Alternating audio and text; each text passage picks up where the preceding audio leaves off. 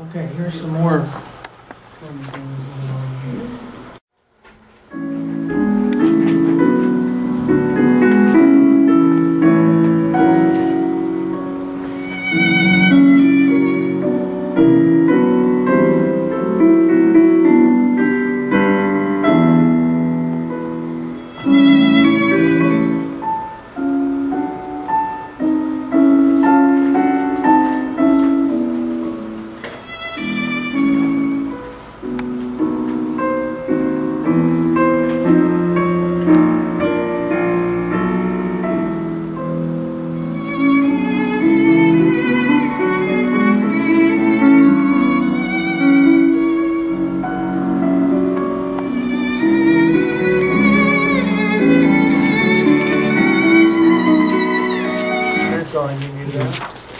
This is Perlman and Ashkenazi playing here. Okay, so where's some expansion going on here? What kind of? Fifth measure where the violin refers to the violin. I guess would that be a prefix? Or a There's a link. Suffix, maybe. I think of it as one of these terms up here. Oh, echo. Yeah. Echo. Now it's not immediately obvious, but can you make a case for echo repetition here? And he follows the measure before melody. Yeah. Yeah, Takes the steps on on passing tones. And some passing tones. Good job, yeah. So this is echo repetition with some elaboration in there. And it could have very well been 4 bars because that measure just reiterates the chord that happened in bar 4. You have the same chord for 2 bars. It's literally repeating something that you've heard before harmonically. And so you could just omit it. And if we wanted to show how it works, we just leave it out. But you know what? Something interesting happens when you leave stuff out. You realize why it was there in the first place. So not only do you demonstrate that it could have been left out, but you also start to see, well, why he did it in the first place. So if you go da da da da da da da da da da, and then you go right into this, notice that you're going to get kind of like a run-on sentence. In fact, da da da da, hear that motive, da da da, that thing will come across the divide. If I leave out that echo, you're going to hear another one. See?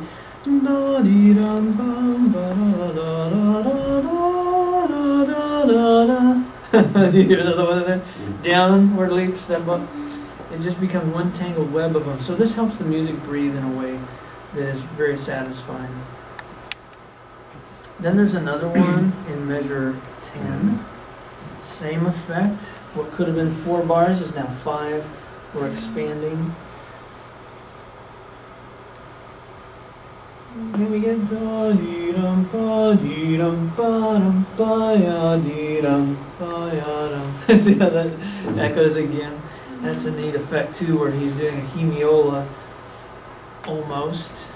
You see the hemiola starting in the yeah. He compresses things. So measure, count in 8, 9, 10, 11. Measure 11 is a lot like what happens 2 measures later. Look measure 13 and just compare. You still have an A, you still have an E sharp, and you still have an F sharp. You see what's happened? He switched, like shifted. Yeah. Yeah, the E sharp is shifted backward. So the 2 notes of the motive, the first 2 notes, that leap, followed by step, the leap is no longer there because the A and the E sharp sound together simultaneously. And that just compresses it. So then he starts another iteration of the motive on beat 3. And then it sort of dissipates. You don't get the full hemiola effect. But you do get da-dum, ba-da-dee-dum. A little hint at a hemiola anyway. And then the violin echoes. Now look what he does for measure 16. You get a 5-bar unit, 1, 2, 3, 4, 5, and now he doesn't want an echo. Why does he not want an echo right there? Is he building suspense towards when the violin takes the whole melody? I think that's part of it. Yeah, he's going to build to a climax right before it. Yeah. imagine if the violin came in and echoed. What would be really missing there? Well, because the violin now is going to take over and play the whole melody. So you don't want the echo right before that. This is sort of the sweet spot for the violin finally to really get to play the whole line. Right. It would just mess up that whole entrance. You want to wait for that entrance. So the piano now gets stretched out. And you see some of the stretching going on in measures 17, 18, 19, In measure fact, the 20. hemiola at 18 Yeah. and 19, 22. That's right, a hemiola right there. That Brahms C, loved that hemiola, didn't he? he sure did. C sharp D creates a hemiola, but that last element of the hemiola gets warped out. It gets stretched into the next bar. You expect a new thing to happen there, and instead you just get the B flat and the bass moving up. Now B flat, we're in the key of A. What's B flat? It's neighboring to B, yeah. Well, I think of the B as like an anticipation of the dominant, although I know that's very debatable.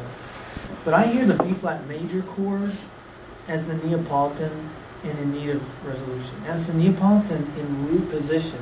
Okay, so we're in A, and we're getting this chord in root position, and it's like he's sort of jumping the gun, and then you're gonna get the rest of the chord, the dominant seventh, coming in on B2, and then he's actually gonna mess with that dominant seventh because you've got see the quality there. That's not 5, 5, 7, 2. It's not 2, but it's 2 augmented. And that just helps the handoff to take place. That needs to go there, da, da, da. And the violin takes over. It's a real handoff there, really neat. So he stretches that thing out so that you get the, let's see, where's my E down to there, hear the motive. But now, to hear the motive, you have to have the piano present two of those notes, and the violin has to present the next. So he's stretched things out so far that the motive even is pushed over across that bar line into the violin first note.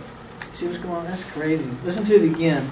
Now there's a lot of echo repetition in here, and it's all internal because the cadence is finally right here. And whether you hear that as a half cadence on 5 or if it actually pushes over into the violin part, that's a question.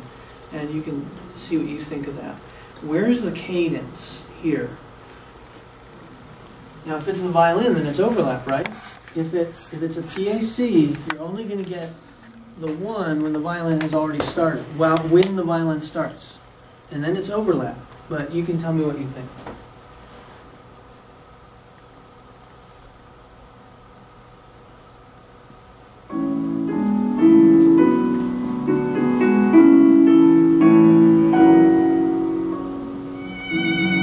Suspended hypermeasure. Start again. 2, 3, 4. Wait. New phrase. Well, some phrase, I need to say.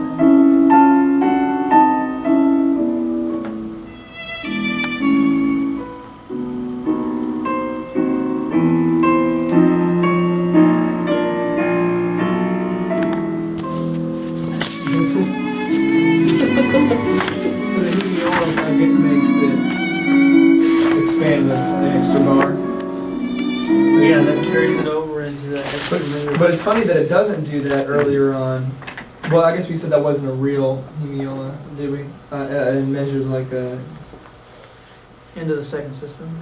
yeah, like 13, 14. Yeah, that implies a hemiola, but then it's kind of like the E, It's just so E, short. C sharp Yeah. sort of cements the last 2 units into one. It's like the hemiola's about to get started, and then it doesn't really work its way all the way out. But then in that next phrase, it really does, or the next subphrase, I need to say. Measure 18, you really do get one. But then, it's the last element that doesn't really end where you want, and it spills over into the next. So it's like it is a hemiola, but it's one that carries on a little too long. Now, I don't know if you heard that, but the dominant arrival comes on beat 2. You see that? Let's measure 16, 17, 18. 19, 20. Measure 20. The dominant is E, and you see how that really does just arrive on beat 2? That is stretching harmony out. Usually harmony marks the downbeats, and here it's not. It's coming on a weak beat, beat 2, and the sense of stretching is really palpable there. And then the time. So what did you think? Where was your cadence point? That's a lot of music for one big phrase. 20 measures? Is it 20 measures or 21 measures? What do you think? Now, let me just back it up a little bit. You can give me your...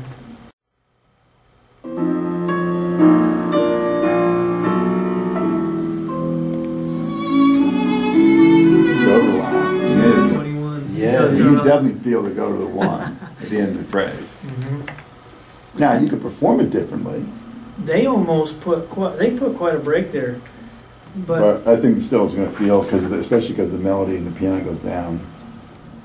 I mean, it's just begging to go to that beautiful. That's probably the clincher right there. That one note put in a B sharp there. Had it been a 5/7 straight across, you could probably lift off and go, and it would feel like the end of a phrase without an overlap. But Yeah. Interesting example. Okay, and then if you'll flip it over, that's a 21 measure phrase with a lot of internal So all of that, repetition business. I'm sorry for interrupting. Yes, sir. All of that would fall under a single slur. Yes, that is one big thing. So we would that's how we would indicate that. from one, normally you do this. You just, 'cause it's so huge, you go zoop, dot, dot, and then, Right. or dash, dash, and then at the end. Ah, So that you don't have to go. that's good enough. Yeah, just show beginnings and ends. Oh, anything else What about is that? that? echo. What is that? Okay, let's flip that. Echoing Oh, shoot, this. I don't know exactly where this. Da-da. That basically echoes it. What See, means that? Echo is the same thing but quieter. The exact same thing. Mm-hmm. And you know what echo is when someone speaks? You hear an echo. Mm-hmm. So this is like it's like the same thing, Okay, this Ah. smaller, is quieter. one that you can see. It's like a Okay. mirror of it, but not as big. Okay. Listen to what he does to this. You feel the expansion?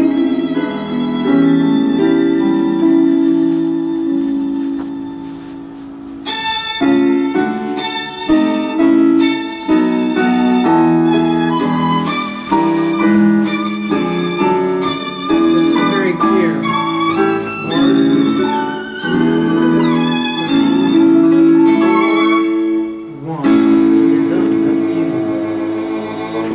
But before he gets into that groove, there's some real stretching going on. Can you tell me about that second full system? I mean, I'm not counting the one up at the top that's kind of chopped, but second full system, what's going on here? And you can compare. I mean, maybe you should flip the sheet over to see what it did before.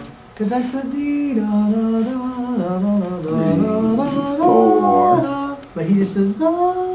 And then what's he do? Sequentially moves it up by sequence. Sequence going on. Yeah, moves it up by step. So this is stretched out from what you expected to do by stretching the sub-phrase by just repeating and never letting it get where you wanted it to go. More tension. Yeah, lots of tension involved in ascending and getting louder and all this. Good. Now it gets really big. There's something added in the second full system. It's not just that he's sequencing the thing and not letting the motive actually, the sub-phrase, get its last note, but Elongating note values too. that's right. Good. Show us. Well, like in 262, Mm-hmm. in that melody, his note value was stretched out to 3 beats, whereas on the other side it was just like Good. And there's more. Can you show more? oh yeah, it happens through that whole system.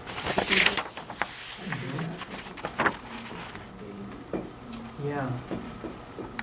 Look at the focal retard though. Do you see something weird going on? Oh yeah, the top note is way long. Way long. Yeah. It's 2 beats longer than it's been before. You see something else? penultimate beat that is also Elongate. twice as long. Mm. Elongated as well, that's right, twice as long. So what do we call this? Yes, there's sequential repetition going on, it stretches it out, but there's also, Composed out, retardando? right, that too. We're getting it all here. What's the difference between composed out redondo and elongation, or is it, that's just a form of elongation? Well, when we were using the word elongation, he tends to reserve that for beats getting Okay. elongated. But you can use it of anything. You Okay. could say the notes are elongated, that's true too. But you elongate notes that you expected to be shorter. You elongate notes to get composed out redondo. Okay. But this is not just composed out redondo, it's also annotated redondo, so you're going to get a lot of slowing down here no matter what you do, which is kind of interesting. Do you notice right after that where it goes off tempo that you've got the motive again? But it's between instruments. That's cool. That's pretty neat. Okay, so set that one aside now.